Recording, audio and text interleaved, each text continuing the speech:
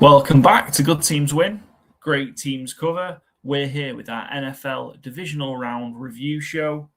A strange one, this one, a solo episode.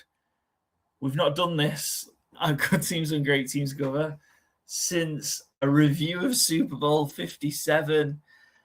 Byron and Joe are both out. Joe traveling back from the UK to Canada, and Byron out with internet issues. Broadband connection at home not good today, so yeah, you've just got me. So it's going to be a strange one, but stick with me as I'm going to go through. I guess solely my takes for the NFL divisional round, cover off kind of how the betting week went, and share kind of what happened with our ATS picks and twofold challenge as well.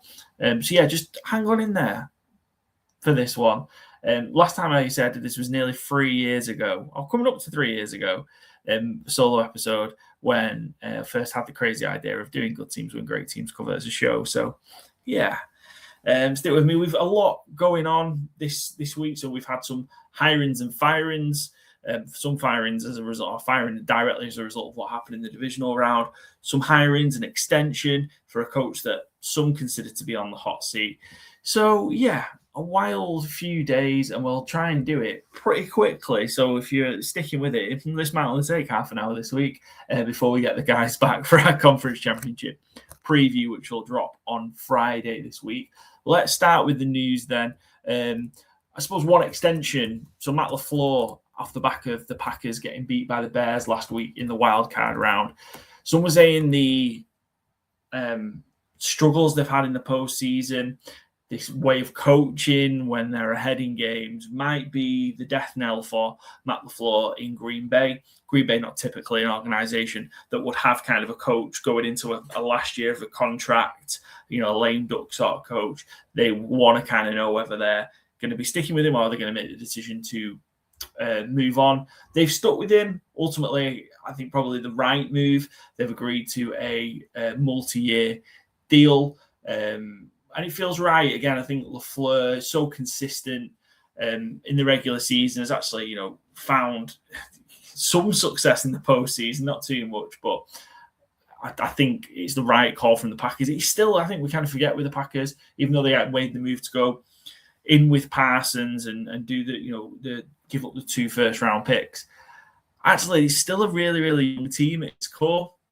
Even though Jordan Love kind of sat those 3 years, he's still a really, really young team on both sides of the ball and lots of growing to do. And after kind of a sitting down to discuss the direction of the organization and franchise, the decision was made to offer LaFleur the contract, and that agreement was made. So LaFleur stays in Green Bay. Does he learn from those kind of coaching scared with those postseason leads? We'll see. But yeah, I think the right decision ultimately, and typically an organization, Green Bay, that likes stability, that like consistency, and that's been their way to be successful. And they might see some change in the backroom staff. Likely, Jeff Hafley is going to leave for a head coaching role, a defensive coordinator, possibly Miami. We're hearing. So we'll see, but we'll see what happens on that side of the ball. But plenty to be excited for, I think, for Green Bay, and that young team can still grow. So LaFleur stays in Green Bay. Kevin Stefanski, 2-time NFL Coach of the Year, fired by the Cleveland Browns, lands in Atlanta. So the Falcons take their chance on Kevin Stefanski. I really, really like this hire for the Atlanta Falcons. I think Stefanski, on the whole, did a really, really good job in Cleveland, given it's the Cleveland Browns, twice taking them to the playoffs, also having that big wildcard round win over the Pittsburgh Steelers back in 2020 before they let Baker Mayfield go. I really, really think this is a sound move. I think the Falcons, a hugely disappointing year this season. And, Stefanski, you look at his record with the Browns. Yeah, he's not necessarily a winner. 45-56 in 6 seasons with the Browns before he was fired. Rough couple of seasons, 8-26 in the last 2 seasons. But I think you've got to look at what was around him, what he was working with in Cleveland, and ultimately across that period, and we don't know how much he was, it was his decision or he was involved in it, that Deshaun Watson trade contract just was an anchor around the Browns. It's possibly the worst trade in history, the worst contract in NFL history, certainly, I think. And it just limited what the Browns were able to do. So I think taking all that into consideration, he's coming into a really, I think a fairly positive situation in Atlanta. Obviously, the offensive side of the ball under Zach Robinson was a bit of a mess and held them back. They finally found what they were missing, which was a pass rush, which we talk about loads on this show. Over the last 4 years, what are Atlanta missing? It's a pass rush. Well, they got it. Yes, they gave up that extra first-round pick to get there. James Pierce actually looks really good, but they've got something going on that defensive side of the ball. It's a consistency in the offense. We know they've got the playmakers, B. John Robinson, Drake London. Does Kyle Pitts stick around? We've yet to see. And is Michael Penix Jr. the answer? And I feel if Kevin Stefanski can't get a tune out of him and get him playing consistently well next season, I think we know that Michael Penix isn't the answer, and they'll potentially move on. So, yeah, a lot to look forward to again for the Falcons. Optimism. I think Stefanski as a play caller can do really, really good job, and his options and the scheme he can run. I think with those Falcons playmakers, he's very. So we'll see if the Falcons can take the leap in 2026. John Harbaugh confirmed as a New York Giants head coach. Me and Byron talked about that on the preview, that it was kind of almost done. Harbaugh having the pick of his places to land. And obviously he's picked New York. They didn't seem to let him out of the building. $20 million a year for 5 years, $100 million contract for John Harbaugh. And again, feels like, he is. There's not many left who are kind of the CEO style head coach. He doesn't specialize in defense, doesn't specialize in offense. His background is special teams. So we'll see who the hires are from a coordinator perspective. But again, it feels like he's more of an old school coach. You don't see that now. These newer coaches, you are on one side of the ball, but he brings true leadership to the Giants, who just don't really think have had it for a long period of time. We went through the names of the previous head coaches since Tom Coughlin left. So again, Harbaugh, NFC East seems ripe to be taken over as well. So timing could be everything here as well. Excitement around Jackson Dart, Cam Scatterbo, and the Giants fans love. Malik Neighbors, off the back of that knee injury, what was awesome in his rookie year, and I've got a defensive line that can certainly go and certainly got better as the season went on. So again, the Giants, could they make a big move next season? We'll see, but I think they've got the right man for the job. That's most of the news, I think, covered in 7 minutes. So hopefully we've got about 25 minutes to go and we'll cover off the games. And four games across the divisional weekend. I think we've got just a mix of everything in these games. We've got 2 overtime games, which will bookend going over in the review. And kind of some defensive struggles and an absolute throttling, which we'll talk about as well. But we'll start in Denver. It's probably the biggest game to talk about. More so the game itself, but also kind of what came after the game. Some stunning news from both teams. But Broncos 33, Bills 30. Broncos edge thriller, but injury puts a nix on it. Elation turns to sadness as Bo late on to leave Broncos riding with Stidham. One playoff heartbreak too many. McDermott as Bills head coach fired. Let's just start there. Sean McDermott out as the Buffalo Bills head coach after a fantastic run with the Bills. Just could not get it done in the playoffs, in the big moments. And it was just another heartbreaking loss. See, he had a lot to say, McDermott, in the press conference after around the interception in overtime. Wasn't it? I'm still not convinced it was an interception. The deep ball to Brandon Cooks and McMillan in there, when he takes the ball away. I kind of think Cooks is down by contact. I've not seen something completely clear that suggests he doesn't have control of that ball before, when he's because obviously he's got the defender all over him. He's down by contact, and that should be the end of the play. But I think obviously the frustration was it happened so quick in terms of they just seemed to make that decision. Didn't really take time to properly review it, or certainly McDermott didn't feel the case. Took the time out, but that was his kind of gripe in the press conference that kind of went against them and fundamentally could be a reason why they were knocked out. But unbelievable stint. 9 seasons, McDermott in Buffalo, went in and, they were on that run where they hadn't made the playoffs for 18 years. Finally takes them into the postseason and then makes them perennial, makes them contenders pretty much ever since. I think 8 of the 9 years he took them into the playoffs, a couple of AFC Championship game appearances. We talk, every year on the show around the heartbreaking losses to the Chiefs and Mahomes, just so close so many times. And the Bills have decided this is time to move on. And it just feels harsh because McDermott has brought, again, a lot of success, really turning this team around. 98-50 in 9 seasons is a heck of a record. Somebody winning almost 2/3 of their games. It's tough to find that. It's tough to find somebody who's going to win that much. And I guess they're trusting the machine, they're trusting Josh Allen and what they've got and what they've built to kind of carry that on. So very intrigued to see who goes into Buffalo and what they're going to be able to do to turn what happens in January around. And this felt like the big opportunity. Didn't have the best regular season by Bills standards. Didn't obviously win the division like they had done. Had won the AFC East 5 straight. Finished second behind the Patriots this time, and that just meant having to go on the road. Tricky to win 3 road games as a 6 seed and then get to the Super Bowl. But yeah, 5 consecutive AFC East titles, 8-8 in the playoffs, 98-50 full stop. Sometimes be careful what you wish for. I think we talked about this with the Ravens firing Harbaugh and the Steelers firing Mike Tomlin. It's not easy to find that level of regular season success. And it's really, really hard to win in the playoffs. And, we've got these dynasties that have come up, the Patriots and the Chiefs in the AFC. It's been really, really hard to win against those teams in the postseason. It feels like they've had one opportunity to not have to do that and not taking it. And ultimately, it's cost Sean McDermott his job. The other part, Bo Nix breaks his ankle on the second to last play of the game before the Broncos kick the game-winning field goal. Bo Nix out. He's having surgery today, Tuesday, as this is out.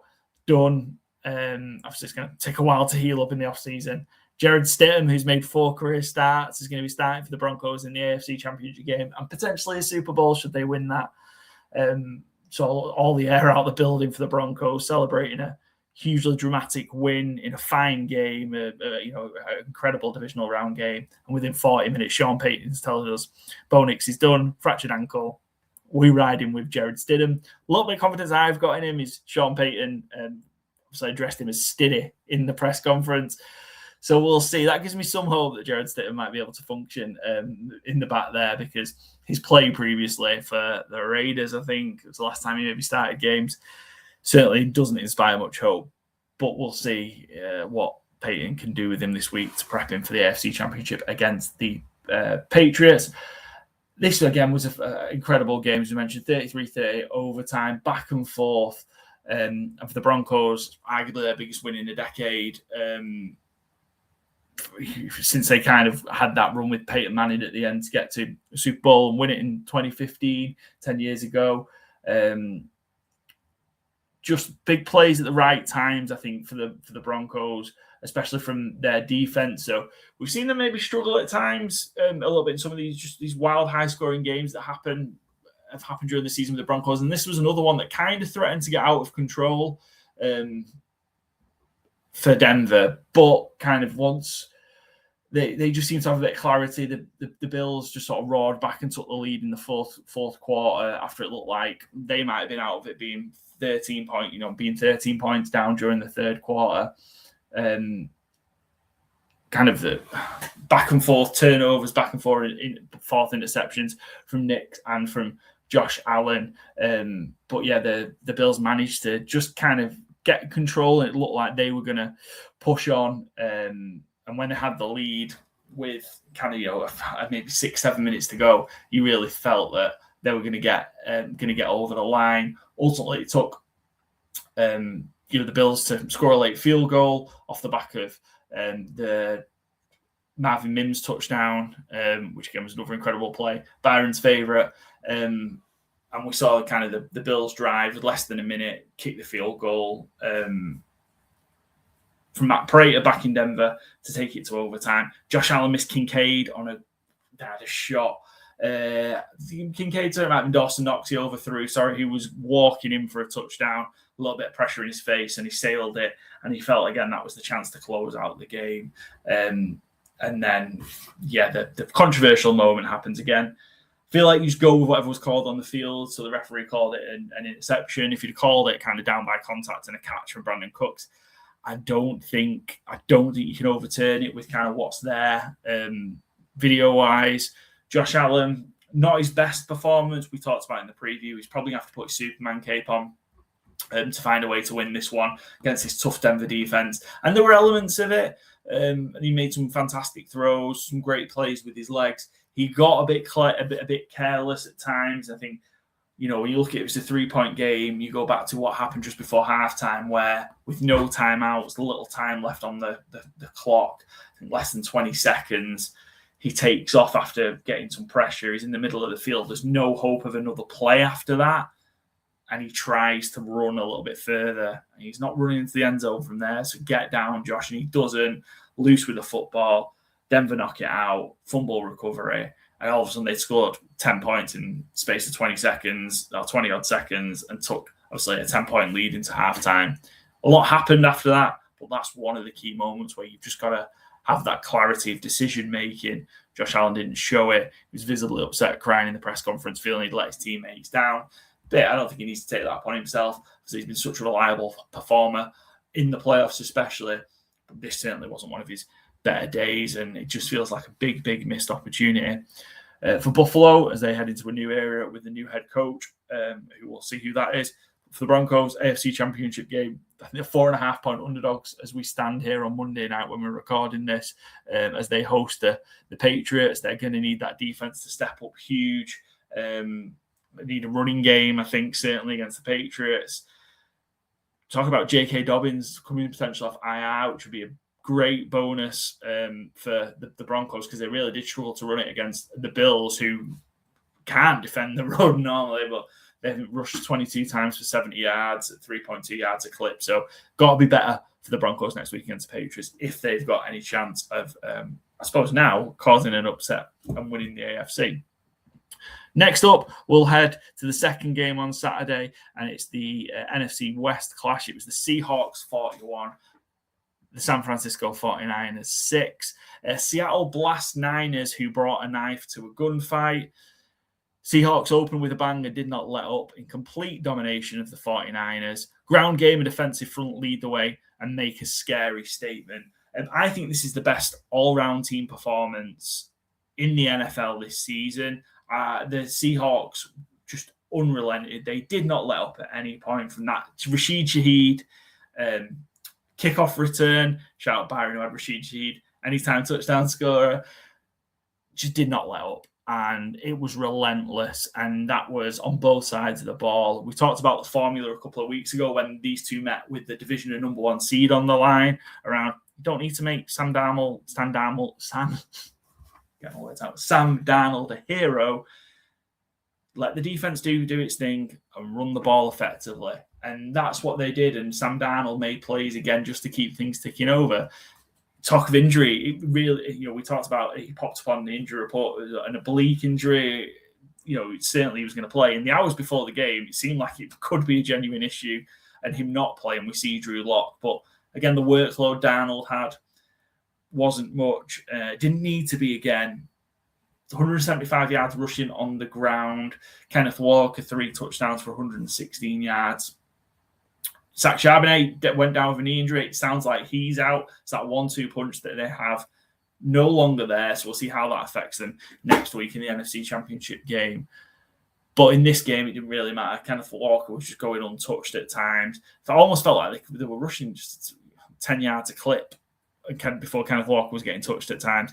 Sort of wore down an already worn down San Francisco 49ers defense. Ultimately, it was just too much to overcome for the Niners. Too many injuries to too many key players. You're missing 3 All-Pros. It was maybe Fred Warner was going to make it back for this one. Could have made it back maybe next week if they found a way to win. But Kittle out, obviously tore his Achilles last week. Fred Warner's been missing for so long. Joey Bosa, I've done it again. Nick Bosa. You're missing 3 All-Pros there for the 49ers. It's just far too much to overcome. And yeah, they just did. I thought they'd keep it close, but they just didn't stand a chance in this one. And yeah, look at the big players that have been making plays on the offensive side of the ball for the Seahawks. They weren't really needed too much. JSN 3 for 19 and a touchdown just wasn't required. That defense just got in Brock Purdy's face all night long. They only recorded 2 sacks, but the pressures they got to him in his face all the time, having it force Brock Purdy out of the pocket on the back foot, and then the coverage on the back end was great. They stuck to the receivers. Again, there wasn't a particularly great threat from the Niners. Again, they've just not really got that without kind of, it's a multitude of threats that the Niners make you cover, and a couple of them aren't there, a couple of them aren't particularly fit, and that just makes it a lot easier to blanket them and cover them, which the Seahawks did a fantastic job with, and forced Purdy into a lot of mistakes. And whether it was a fumble and interception from Purdy, also they stood up Jake Tonjes, stripped the ball out of his from a catch. It just felt like anytime the Niners made like a positive play, the Seahawks were just right there to just stamp out any momentum before it got going, really. So yeah, from sort of the first play to the last, complete and utter domination from the Seattle Seahawks. So yeah, very impressive. I say I think the best all-round team performance in the NFL this season in a sort of big game, so to speak. So yeah, very impressed with Seattle. And I've got to say, I need to walk back some takes. I thought they were good, not great. I couldn't have been any further wrong on that. So yeah, congrats to the Seattle Seahawks. Charbonnet out, seems like he's done. Charles Cross, left tackle, injured his foot as well and did not return, and so that could be huge next week as well. 2 potential big factors in the running game that might make it less effective and give the Rams an opportunity to slow them down on the ground next week, which we'll see. Seahawks, first NFC Championship appearance in 11 years. If all falls well, they could end up, winning and facing the team they faced in that Super Bowl that they lost to. So we could have potentially the Seahawks Patriots walking a classic Super Bowl back from 2014. Pretty sure that's right. And yet Niners, I think you've just got to try and come back next season. Rough one. Kyle Shanahan, a hell of a job. Probably his best coaching job, and we've thrown that around a lot this season, but probably his best coaching job, just being able to adapt and overcome. And Robert Saleh deserves some credit in that as well. Kind of the defense fell apart at the end, but what more do you want him to do? I think season, to get them to this point, 12-5 season with all those plays that you're missing, with people just dropping like flies on the defense. Looks like Rob Saleh might even get an opportunity to be a head coach again. And what a season to kind of rebuild your resume and do that. It'd be a big miss if Saleh does go for the Niners. And we'll see. Maybe they'll buy into this electric substation theory as well around what's causing all these devastating injuries for the Niners. And we'll see. If you haven't seen that, go check out the Twitter thread on that. You'll find it pretty easily. That's the Seahawks hosting the NFC Championship game. We'll move on to the Sunday games, and Patriots Texans in a, I don't know quite how to describe this game, really. It was a mess, I think, was the game. Patriots 28, Texans 16. 8 turnovers, Mars, messy game. Pats get by another. Offensive football that belonged in the preseason. New England do enough with gifts to progress after a CJ Stroud meltdown leaves more questions for the team. And as this got to the second half, when CJ Stroud had those four interceptions, and the Patriots were only 11 points in front of the Texans, my thought was, I think they've left the Texans hanging around here. Surely they're not going to be that bad again offensively, and they're going to find a way. That defense has been really, to keep that at 21-10 into halftime, when Stroud's thrown four interceptions, you've had to defend short fields, not really giving up many points off those turnovers.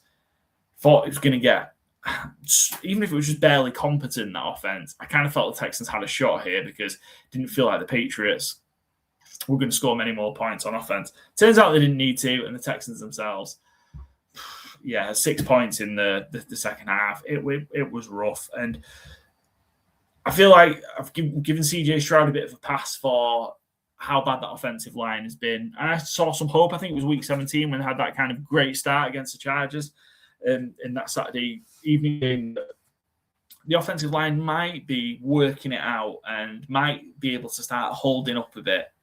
And in these 2 playoff games, it's been a disaster. And CJ Stroud, I think, has just compounded the poor offensive line play with just bad decision after bad decision after bad decision. Sometimes you just got to take a sack. Sometimes you just got to throw the ball into the dirt, live to fight another down. And he didn't. It was kind of that hero ball mentality of trying to just make a play when there isn't a play there to be made. And this is year 3 now of CJ Stroud, and we've seen him have that great rookie season.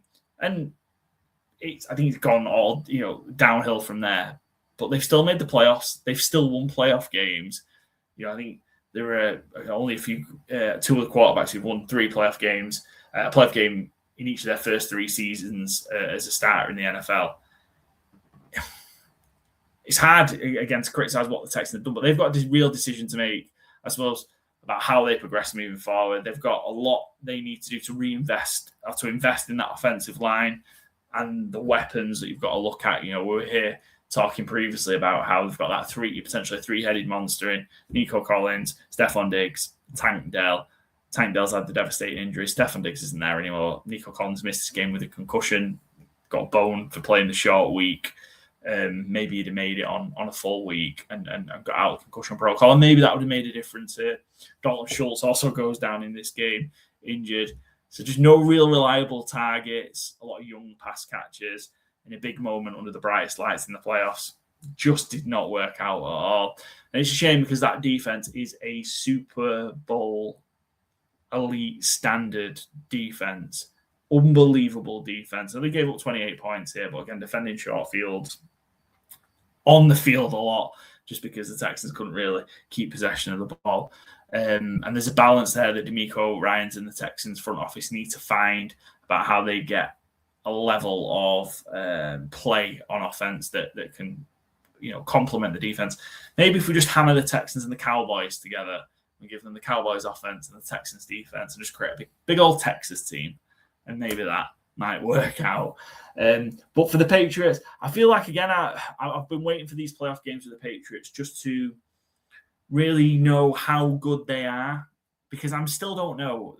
14-3, a 2 seed, 2 playoff wins. I feel like I should know whether the Patriots are a great team or not.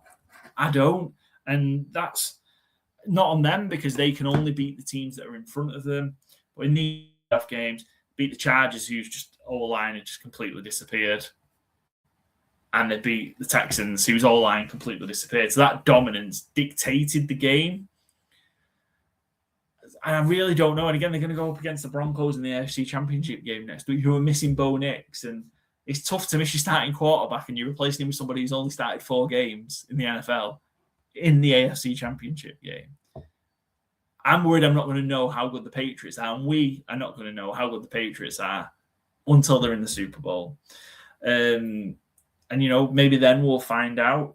But again, they did enough to get by. Obviously, they won by 12, fairly comfortable. I just don't know how good they are. Defense is a bit opportunistic, can make some plays. I'm just not sure if they go against a good offensive line, they're going to be able to generate that pressure to force those mistakes. I don't mean a great offensive line, I just mean a good one. I'm not convinced they can do that and force the pressure and create turnover opportunities.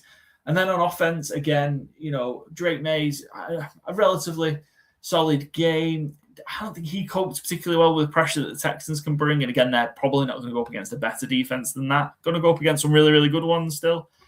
But just under pressure, it's a little bit shaky. Fumbling, I think 4 fumbles, lost 2 of them. Texans could have fell on the other 2 conceivably as well. There's one that Danielle Hunter had that I've no idea how he didn't fall on.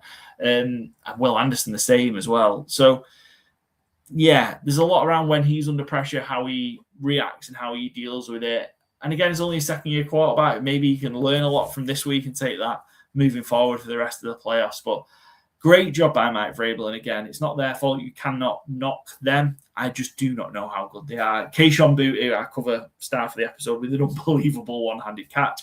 Weather played a factor as well. It was slick. It was rain/snow/slush in New England. So, yeah, real January football. But Patriots do enough ultimately. They've had 2 home playoff games, won them. They go on the road now. Tough place to play in Denver, regardless of whether they got their starting quarterback or not. We'll see whether it's the Patriots or Broncos that come out of the AFC. And our last game, if I can get to it, the other NFC game, it's the Rams 20, the Bears 17. The D sets the table, but Bears can't down Rams. Another Matt Stafford game-winning drive sets up all NFC West, NFC Championship game. Rams not at best, but find a way to victory. I think that kind of says it all with this one. We talked about in the preview with Ben Isaacs, the writer and broadcaster who's a big Bears fan, around how it was going to be defense needed to kind of find a way to step up a little bit and give them a chance. And I think obviously we just talked with Ben, if you keep the Rams to 20, I think you just snap your hand off for it, as would the Chicago Bears and their fans. I think if they score 20, you think you're in a very, very good chance to win the game. And sadly not. I think it was, again, this was that. And you go back to it, it's easy with hindsight, but you are who you are. You are who you are in terms of you go for it on those 4th downs. I think it was, and it's harsh, and we have this discussion, and Byron and Joe essentially call me out for going on both sides of this. I think the context and the situation, the game situation matters, along with the analytics, along with your aggression. And I just thought maybe there was the opportunity, just the way the game was going, it was panning out to be quite a low-scoring game. Sometimes you just got to take the points and keep the scoreboard ticking over. Maybe like test match rugby union style, I think, at times in these games, because it was clear the both defenses were on top, and that Bears secondary was incredible. In fact, the Bears defense as a whole was incredible, but real credit to that Bears secondary. Defensive line helped out by getting pressure on Matthew Stafford, and they got 4 sacks, a lot of pressures, plenty of other quarterback hits, and it allowed the secondary not to have to kind of cover as much, when you've got Puka Nacua and Devontae Adams, and some of the other weapons as well, the tight ends to try and look after for the Rams as well. And we saw Jordan Whittington back in making a couple of plays. So it's hard to kind of cover them all, but when you're only having to cover them for a short period of time to get pressure, that makes life a lot easier. And they were very sticky, and they just didn't allow the big plays or the consistent, the volume of catches, to like Puka Nacua and such. 10 targets to Nacua, only 5 receptions. We don't normally see that. We normally see that being 10 targets, 8-9 catches, 100+ yards and a touchdown. Didn't get that. And same with Devontae Adams. It was a real struggle for him to get the ball. 6 targets, only 2 catches, similar to, I suppose, the way the Panthers dealt with them last week, where they're only catching half or less of the targets. But they just couldn't take advantage of it. And again, that Rams defense stepped up in some 4th down situations, also forced some turnovers, 3 interceptions from Caleb Williams. Tough, and a real bad one in overtime. But I suppose how we got there was the story. Just an incredible moment of 4th down, late in the game, seconds to go. I think, what was it, 15 seconds to go, when it's tied at 17 all. You're going for a 4th down, 18 seconds to go. Out of shotgun, the line breaks down. There's 3 Rams rushing him in his face. Caleb's running backwards and throws up a prayer. And Cole Kmet's free in the back of an end zone, at the end zone, maybe pushed off on the cornerback. But incredible moment at Soldier Field to take it to overtime.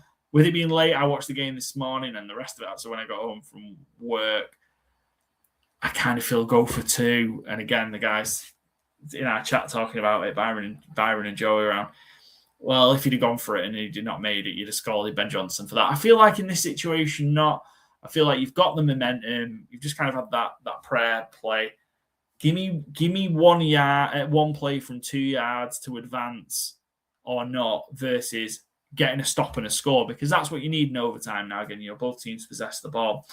Getting a stop and a score. Give me the 1 play. I draw something up. We win or we lose. I think I take that. And tough if you obviously come out the wrong side of it. But I think so much has still got to go your way to winning overtime when you've got the ball, at the 2-yard line there to win it all. So, and again, weird, because again, the willingness to go for it on 4th down during regulation, I guess that's some of the theory of the more you know, and you've got the information to make decisions, you've got more time left. You don't at that. So it's a very final way to go about it, kind of that end of half coaching style. But if you're going to be who you're going to be, do it, commit to it. And I felt like Ben Johnson maybe regret. And I know Rams are very good in short yardage situations. Just go for it. Go for it. You still need a lot happening in overtime to win the game. You've got one play, 2 yards, shot to win it. Just take the chance.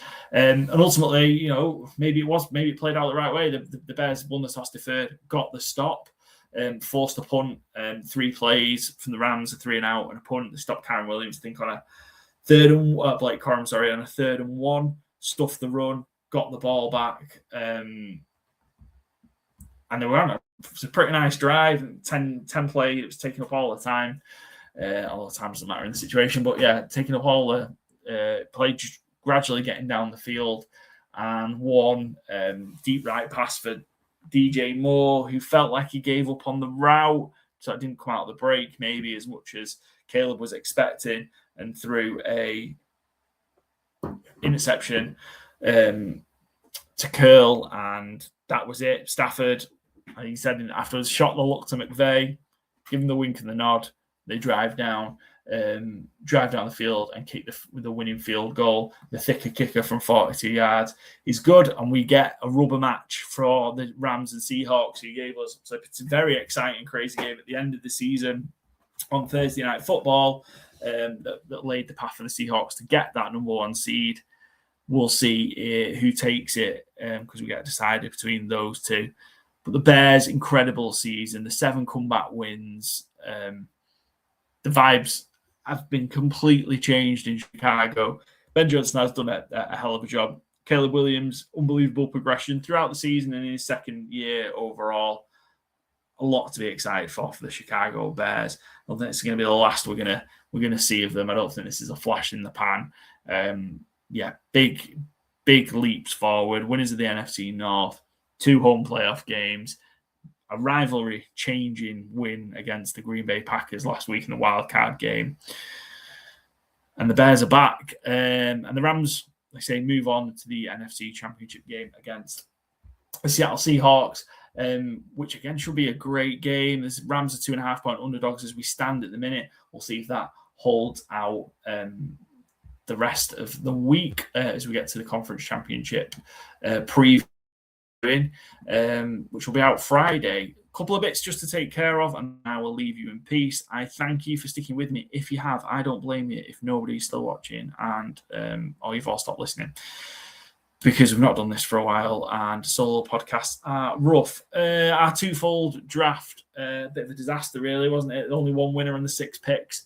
Byron had under Texans Patriots, which hit over.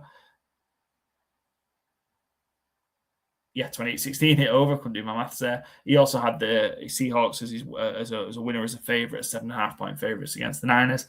I went 0 for 2. I had the Bills plus the 1.5 and under in San Francisco Seahawks. And if Seattle would have pulled people earlier, like they could have done, that would have hit. So 1 and 5 for me through the first 2 weeks of this challenge. Joe missed both his picks as well. The over in Rams, Bears, and the Texans as +3 against the Patriots. Rough again, ATS pick again. Joe went 0-4. He had the Bills, Niners, Texans, and Rams. Only the Rams won, but failed to cover as they were 3.5-point favourites. Byron had the Seahawks, Patriots, and Bears to go 3-1 of the week, and I had Patriots and Bears to go 2-2 for the week. So I lead the ATS playoff game competition 6-4, 1 ahead of Byron, and Joe way behind on 2 and 8.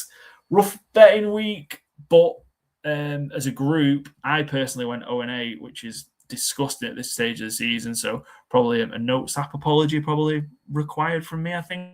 Bad.